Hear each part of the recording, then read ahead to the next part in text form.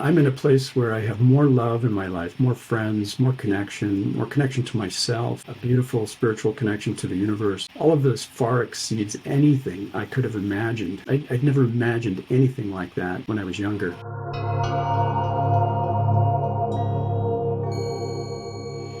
Right. Well, my life before this meaningful psychedelic experience, I grew up in an alcoholic family.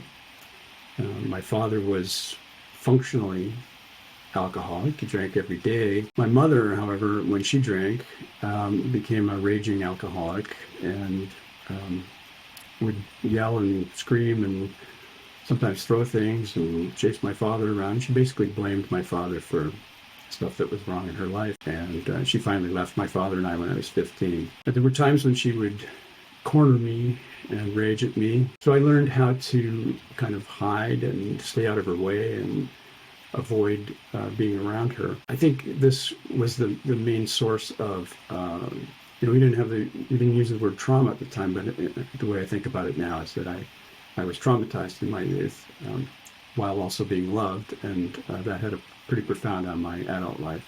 I was becoming aware that there were major problems in my relationships. I was having a very difficult time with confusion and upset and struggling to be present and express myself. I found myself in a position of realizing I needed to have therapy. I needed to get support. I needed to look at these issues. I remembered around that time that psychedelics were very powerful, and I decided I needed to take a chance on that. So the experience that I'm going to describe is this first attempt at using psychedelics in a healing way for myself. And at the time, there was no support, no information really. So I didn't know anything about, set and setting and having intentions. I just knew that if I took LSD in the context of thinking about my childhood, that probably something would happen, something of value.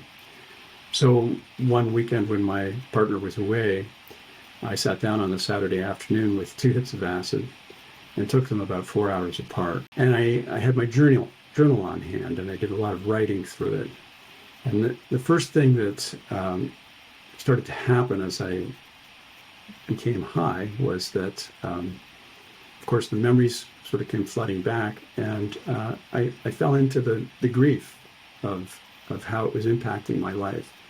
And I cried, and I cried for the first time probably in 10 or 12 years. I cried and I cried for hours, and the whole time this was happening, remembering experiences from my childhood, all sorts of ugly scenes and painful, nightmarish, late night experiences. My mother screaming at my father, being embarrassed about the neighbors hearing it, feeling ashamed of my family, all sorts of crazy thoughts and feelings that I hadn't really been aware of previously.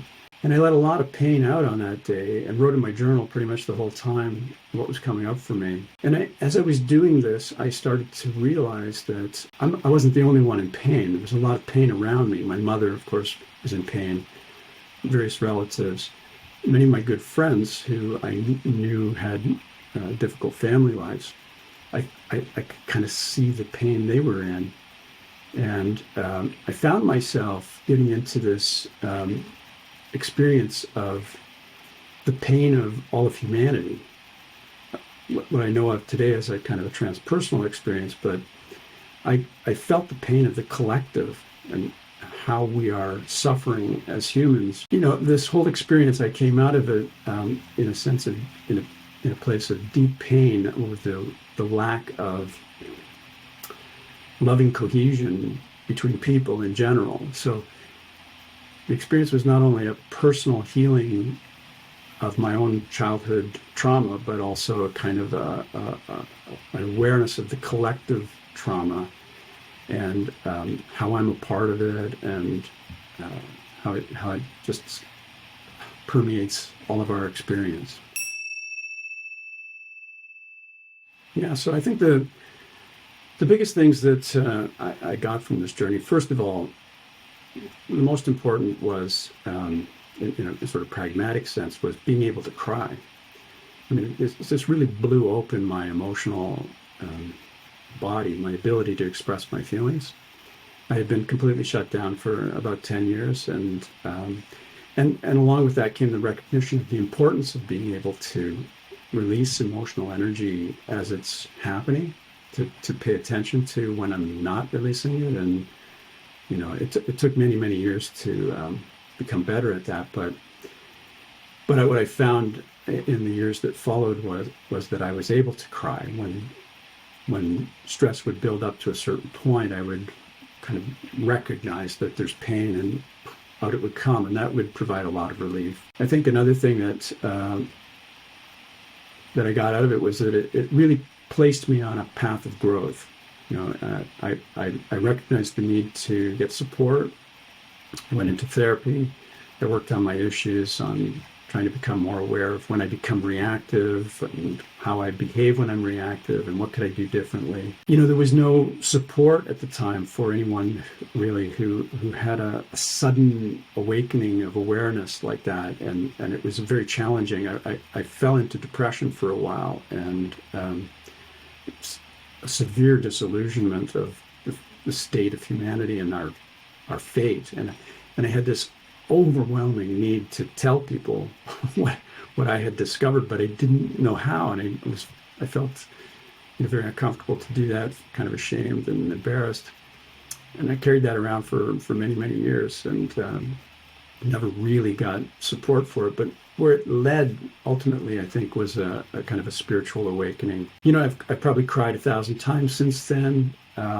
Down this path, although there's been other journeys and lots of therapy, it's led to a place of unconditional love for myself, which was a dramatic change. And it's built on top of the awareness that my thoughts and my feelings and my reactions, they happen outside of my control, really. And so the only appropriate response to that is love.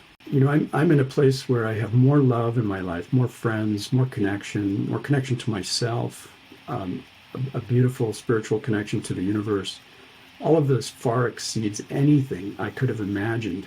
I'd never imagined anything like that when I was younger. So it's an integral part of my life, and I want it to be available for everyone. I think it's just so important. I think our society has become disconnected from the importance of plant medicine and this kind of personal journeying. And if we could just get back to it, we could heal the planet. So in terms of integration, well, as I said, there was really no support at the time. So I went into traditional talk therapy, and I found that to be insufficient. I tried a couple of other types of therapy, and one of the most powerful was holotropic breathing with an invitation to release strong emotion. I've done many journeys since. It has become a kind of practice for me. Whenever I'm feeling particularly stuck, I'll have a journey, and that's kind of a reset, brings me back to awareness. And I've done a lot of personal growth work, read a tremendous amount of material on psychology and self-help. I do a lot of journaling.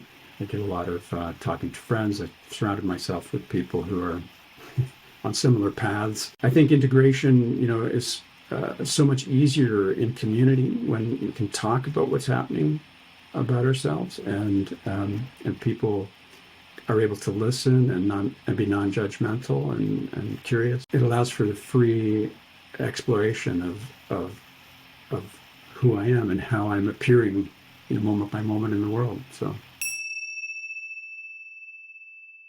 for new people starting out, I think what's most important is to get support, get help.